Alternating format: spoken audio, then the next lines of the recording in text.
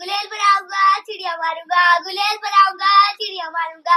Hello doctor साहब, मेरा भाई बहुत पागल हो गया है, जन जन दवाई भेज दे।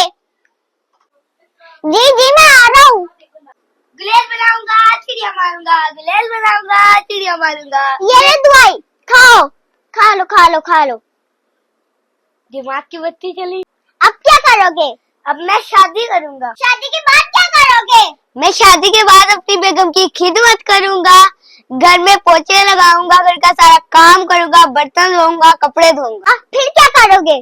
फिर मैं बच्चे पैदा करूंगा। फिर क्या करोगे? फिर मैं उनको पढ़ा लिखा के बड़ा आदमी बनाऊंगा।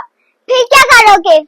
फिर मैं बाजार जाऊंगा, वहाँ से पजामिया खरीदूंगा। फिर क्या करोगे? फिर मैं उसके अंदर से लाश तक निकालूंगा, गुलेल बनाऊंगा चिड़िया मारूंगा। लखलाना कैसे इलाज है? चिड़िया मारूंगा, गुलेल बनाऊंगा चिड़िया मारूंगा।